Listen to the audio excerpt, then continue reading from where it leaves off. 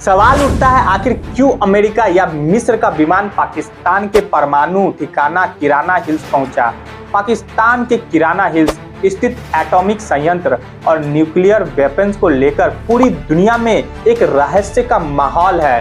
New York से लेकर दिल्ली तक सोशल मीडिया और मीडिया में इसे लेकर कई तरह की चर्चाएं चल रही है।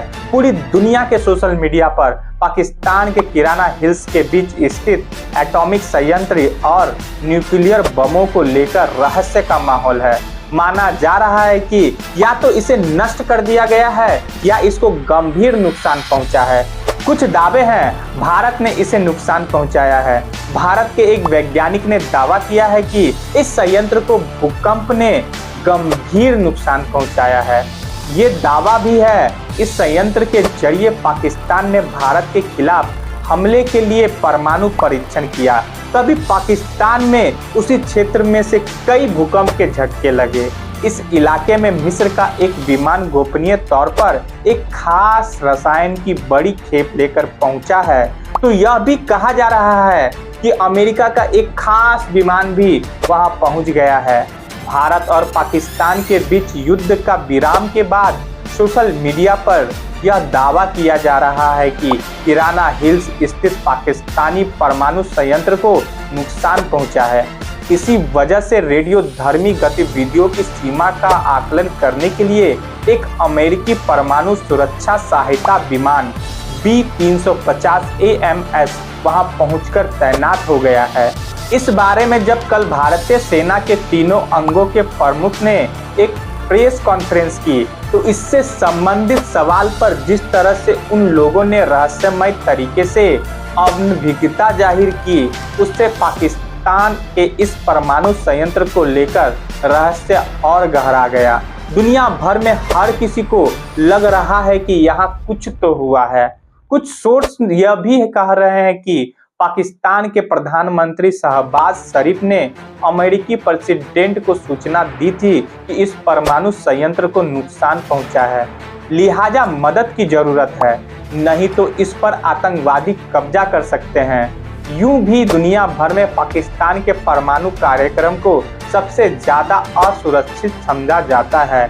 कहाँ है किराना हिल्स? किराना हिल्स पाकिस्तान के पंजाब प्रांत के सरोधा जिले में स्थित एक पहाड़ी क्षेत्र है जो पाकिस्तान वायुसेना के बेस मुसाफ का हिस्सा है।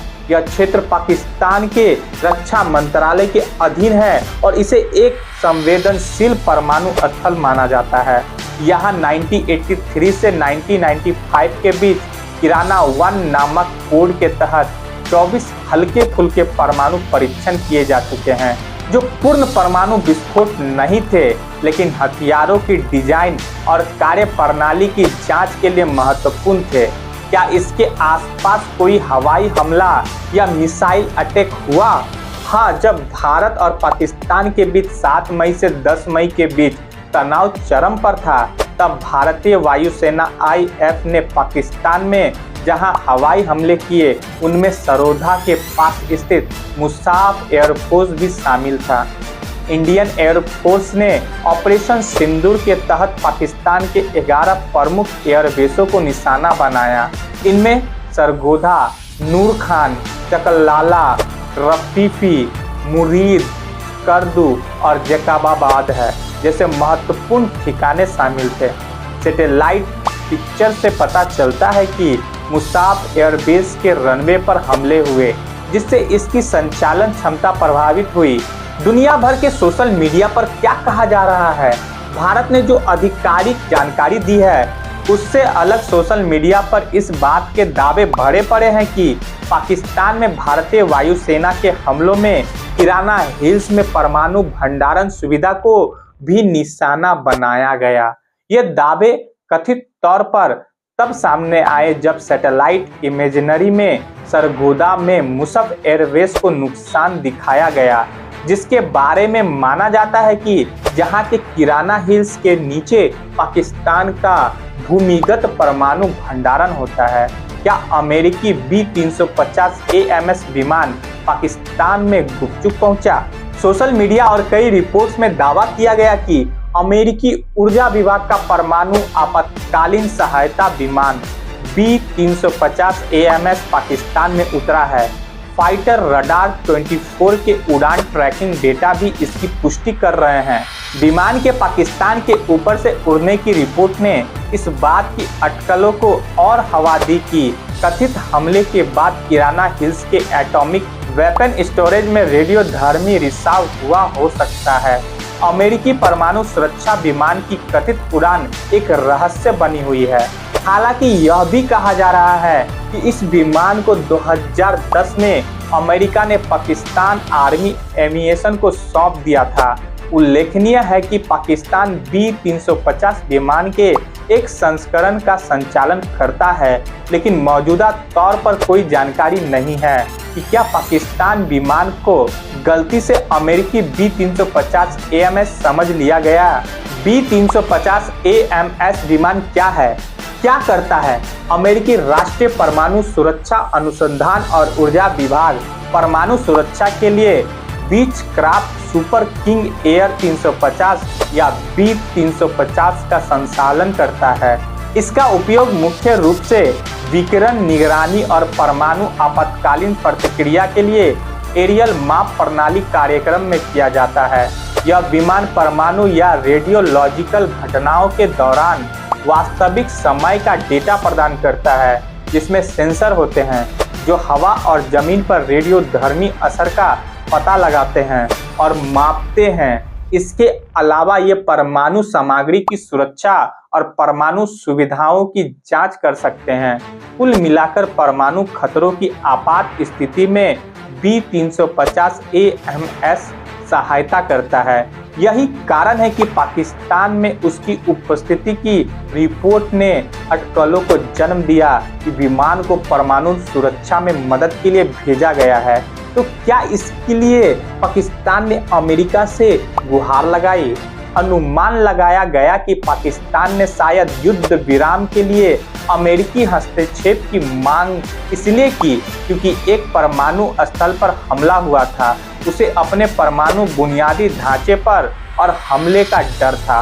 विदेशी मीडिया में कुछ रिपोर्टों में कहा गया कि पाकिस्तान अपने परमाणु कमांड पर हमलों को लेकर चिंतित था।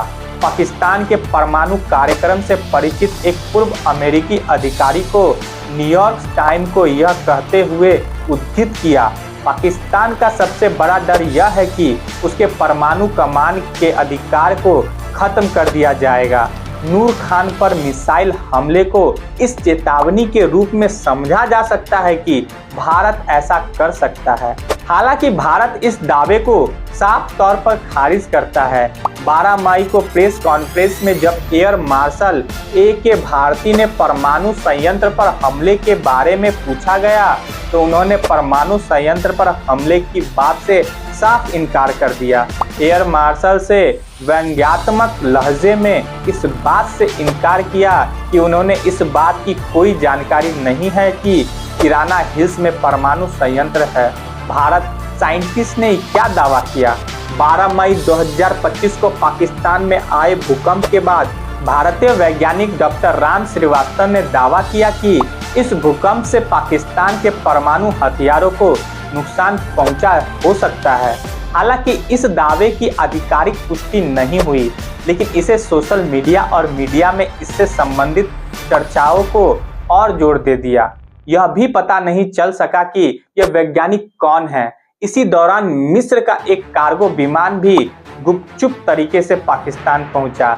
यह खबरें हैं कि इसमें बोरान नामक रासायनिक तत्व तो बड़े पैमाने पर लाया गया, जिसका उपयोग परमाणु संयंत्रों की सुरक्षा या मरम्मत में किया जाता है। इससे भी अंदाजा लगाया गया कि जरूर पाकिस्तान के परमाणु शस्त्रागार में कोई गड़बड़ी हुई है, जिसे ठीक करने के लिए बोरॉन को लाया गया है।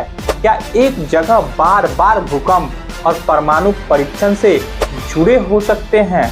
सिद्धांतिक तौर पर हाँ। दुनिया में जब भी भूकंप परमाणु परीक्षण होते हैं तो जमीन के भीतर एक बड़े धमाके की तरह आवाज करते हैं। इससे उस क्षेत्र में भूगर्भित तनाव बढ़ जाता है। आसपास के फॉल्ट लाइंस यानी दरारें सक्रिय हो जाती हैं। माइक्रो या हल्के भूकंप आ सकते हैं। कई बार बड़े बड़े भूकंप की आशंका भी बनी रहती है। पाकिस्तान में आए भूकंप के संदर्भ में भारत के राष्ट्रीय भूकंप विज्ञान केंद्र के प्रमुख स्पष्ट किया कि यह भूकंप प्राकृतिक थे और इनका कोई संबंध परमाणु परीक्षणों से नहीं है। उन्होंने बताया कि परमाणु विस्फोटों की भूकंपीय तरंगें प्राकृतिक भूकंपों से भिन्न होती है और हालिया भूकंप में ऐसा कोई संकेत नहीं मिला है। 1998 में भारत के पोखरण टेस्ट के बाद वहां लो मैग्नेट्यूड के झटके आए थे। नॉर्थ कोरिया में 2017 के टेस्ट के बाद 6.3 तीव्रता का भूकंप दर्ज हुआ था। वैसे वैज्ञानिक भूकंपीय वेव को एनालाइज करके पता लगा लेते हैं कि झटका प्राकृतिक था या कृत्रिम। इस तरह का वीडियो देखने के लिए चैनल पर नए हैं तो हमारे चैनल को लाइक, शेयर एवं सब्सक्राइब कर दीजिए। तो मिलते हैं हमारे नेक्स्ट वीडियो में, तब तक के लिए धन्यवाद।